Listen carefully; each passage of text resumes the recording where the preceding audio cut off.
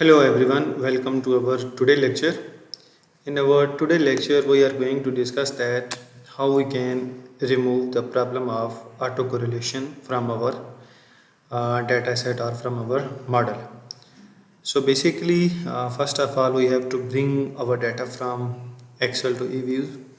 So here is my data set. Now I have to go to File, then New, Work File, and here I have to mention the start and end date of my dataset. Then click on OK.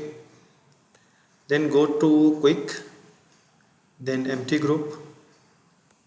Then you have to paste all your data here. So here you can see that there are three variables.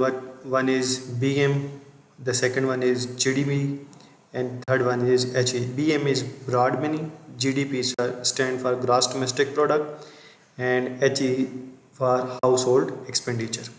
So first of all, you have to run the model by using OLS. So I am taking GDP as my dependent variable. Then you have to select all variable one by one, then open as group. Here you can see that all of your data is now available in uh, EViews file. Then you have to go to open as equation. So here you can see that my all variables are present here. Then click on OK. So here is the basic results for the OLS model, but we are not interested in explaining or getting the results of OLS. So basically we have to see whether there exists a problem of autocorrelation or not in this model. So then go to view, then go to residual diagnostic, and here you can see there is the option of serial correlation LM test. Then click on serial correlation LM test, and then it is asking about how much lag you are going to interested in your model. So go with the default option of lag to include 2, then click on OK. Here you can see that this window shows the result for serial correlation LM test or Brosh Godfrey serial correlation LM test. So what is the guideline or what is the hypothesis? Basically, H naught is that there are the null hypothesis that there is no autocorrelation. Okay, I will write here H naught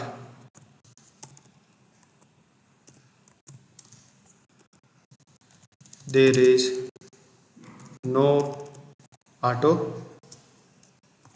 and H1, which is alternative hypothesis, it states that there is an issue of auto. So there is the null and alternative hypothesis. H naught, which is null hypothesis, which shows that there is no autocorrelation in the data, and H1, which is the alternative hypothesis, that means that there is no issue of autocorrelation. And we have to see the observed R square probability value. If it is less than 0.05, then reject H naught. If p value of observed R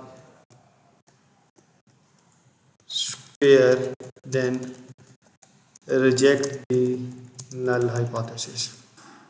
So in our case, you can see that our probability value is less than 0.05, so we have to reject the null hypothesis, which means that we have to accept alternative hypothesis that shows that there is an issue of autocorrelation in our dataset.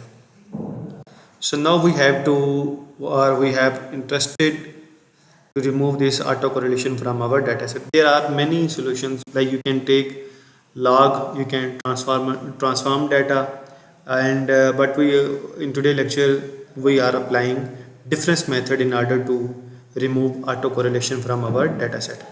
So and one thing more, you have to exclude the constant term or the intercept term from your model before checking again the issue of autocorrelation from your model. So we have to go to estimate, then take the difference of each of the variable by writing d in front of every variable. So you have to remove the constant term c, which I have already done here, then write dbm and then dhe. So here d is showing the difference of GDP, difference of bm, difference of he. So run the model again. So here is the estimation result of OLS.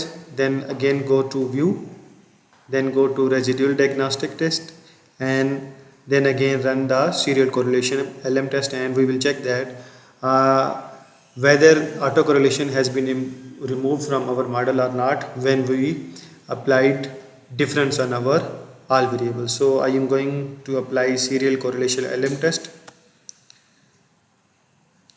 So now you can see that when we applied difference to our all of the variables, you can see that now autocorrelation has been removed from our model. As you can see that now probability value is 0.22, which is greater than 5%. So which means that we have to accept the null hypothesis. As I mentioned earlier, if the p-value is less than 0.05, then you have to reject the null hypothesis. When p-value is greater than 0.05, you have to accept the null hypothesis. In this case, our probability value is greater than 0.05, so we have to accept the null hypothesis, which means that there is no autocorrelation in our data set. So let me write it here.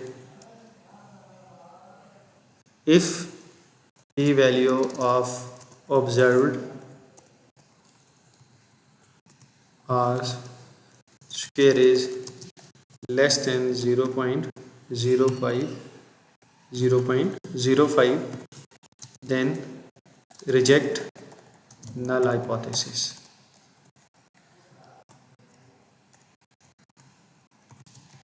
If p value is